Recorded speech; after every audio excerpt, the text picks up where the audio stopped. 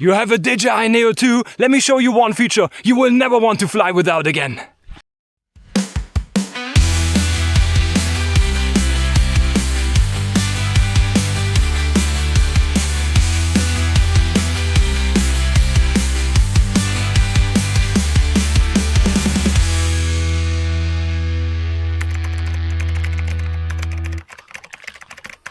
If you own a DJI Neo 2, there's a good chance you've already seen cruise control somewhere in the menu, but never actually used it. And honestly, I think that's a mistake. At first, it doesn't really sound like a game-changing feature. I mean, keeping the drone flying in one direction doesn't sound like all exciting, right? But that's exactly why I think so many people underestimate it. Once you understand what cruise control is actually doing, and more importantly, how to use it properly, you start looking at it very differently.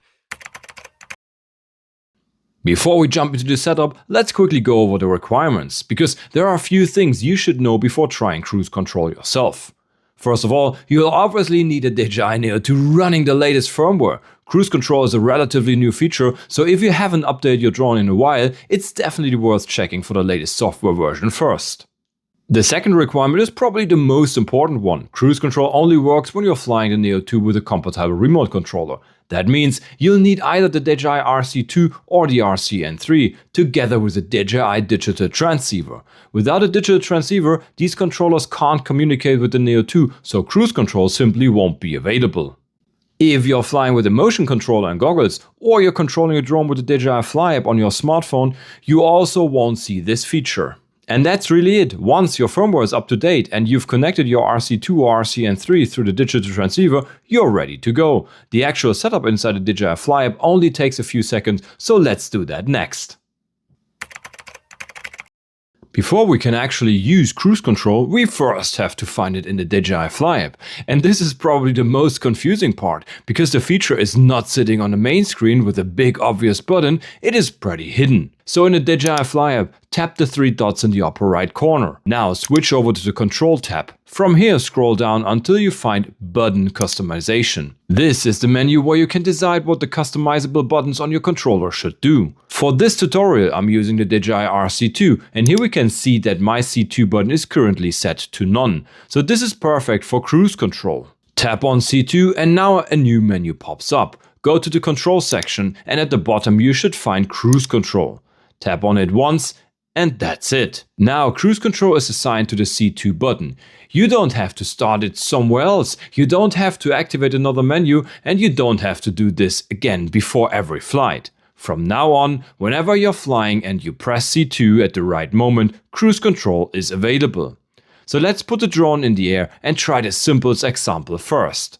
I'm pushing the right stick forward so the Neo 2 starts flying straight ahead. While I'm still holding that stick input, I press C2 once. Now the drone confirms it on the left side of the screen, aircraft in cruise control. So now I can let go of the stick. The Neo 2 keeps flying straight forward because it has locked that movement. It is important to hold the stick when pushing C2, otherwise cruise control will fail and not be activated. To cancel it again, press C2 without any stick input, tap the red X on the screen or start return to home. Now that the basic setup is done, next, let's look at what cruise control can actually do with simple movements.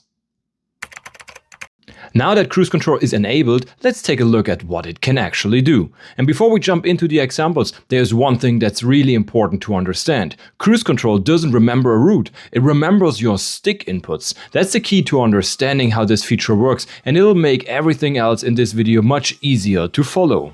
Let's start with the horizontal movements. If you're flying forward, simply hold the stick forward, press C2 and the Neo 2 will continue flying at the same speed. The exact same principle works when flying backwards, moving left or right, or even rotating around the drone's own axis. Whatever stick input you're holding when you activate cruise control is exactly what the drone keeps repeating. Vertical movements works just as well. If you're climbing while activating cruise control, the Neo 2 will continue climbing automatically. If you're descending, it'll keep descending. Just keep in mind that cruise control doesn't override the drone's limits. So once you reach your configured maximum altitude, the climb simply stops because the aircraft can't go any higher. The same idea even applies to the gimbal. Start tilting the camera down, activate cruise control, and the gimbal keeps moving smoothly until it reaches its physical limits. Once it gets there, it simply stops. So hopefully you can already see the pattern here. Cruise control isn't recording a flight path or creating an automated mission. It's simply repeating whatever control inputs you gave it when you press the C2 button. And once you understand that, a lot of creative possibilities suddenly open up. Because if it can repeat a single stick input, what happens when we start combining multiple inputs together? Let's find out in the next chapter. So far we've only locked a single movement, but honestly that's not where cruise control really shines. The real advantage is that activating cruise control doesn't lock your controller. You can still control the drone at any time and add new stick inputs whenever you want. Let me show you what I mean. In this first example, I'm flying down a narrow path with trees on both sides. Normally, I'd have to keep the right stick pushed forward the entire time while making constant steering corrections to stay on the path. With cruise control enabled, the forward movement is already taken care of. I don't have to think about maintaining my speed anymore. Instead, I can focus entirely on steering the drone, avoiding the trees, and keeping my framing exactly where I want it. So whenever you add a new movement, just keep an eye on the DJI Fly app. Every successful update is confirmed with the message "Cruise Speed Updated", so you instantly know the drone has memorized your latest control input. So here's another example. This time I start with a simple straight flight. Once cruise control is active, I slowly add a little yaw. Instead of making dozens of tiny stick corrections, the Neo 2 now flies one long, smooth curve that's almost impossible to keep this consistent by hand. And finally, let's take one step further. I found this old barn out in the field. First, I lock a sideways movement with cruise control to the Neo 2. Then I slowly add some yaw until the drone starts rotating around the building. Once I'm happy with that movement, I lock it in as well. After that, I add a gentle climb. And finally, a slow downward gimbal tilt.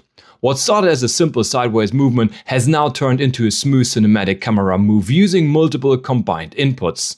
And that's really the biggest strength of cruise control. Instead of trying to control every single movement at the same time, you can gradually build your shot, lock in the movement you like, and then focus entirely on the next adjustment. It's not flying the drone for you, but it definitely makes capturing complex cinematic shots a whole lot easier.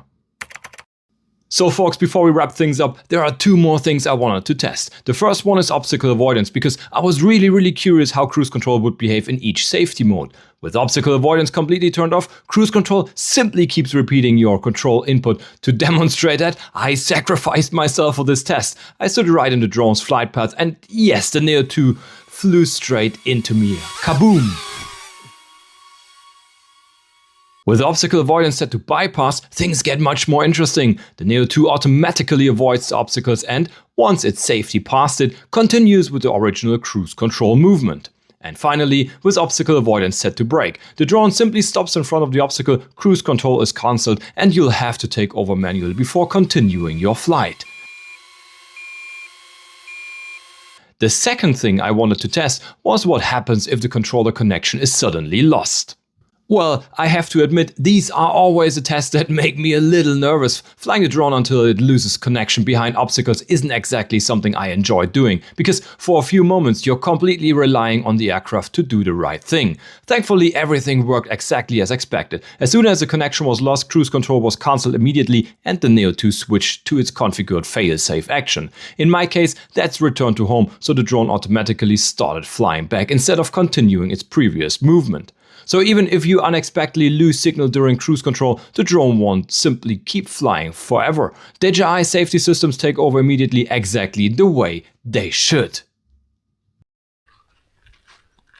Folks, and that's everything you need to know about cruise control on the DJI Neo 2. I hope this tutorial helped you understand not only how to set it up, but also how to use it safely and, more importantly, how to get the most out of this feature in real-world flying. If you enjoyed this video, smash that like button, subscribe to the channel, and if you haven't already, don't forget to hit this notification bell so you won't miss any future DJI tutorial, reviews, comparisons, and flight tips. Also, let me know down in the comments, have you already tried cruise control on your Neo 2, or is this a feature you're going to test after watching this video? I really like to hear your thoughts. And now, switch off the screen, grab your drone and go outside flying. Thank you so much for watching. I'll see you in the next one. Have a good day. See you. Bye bye.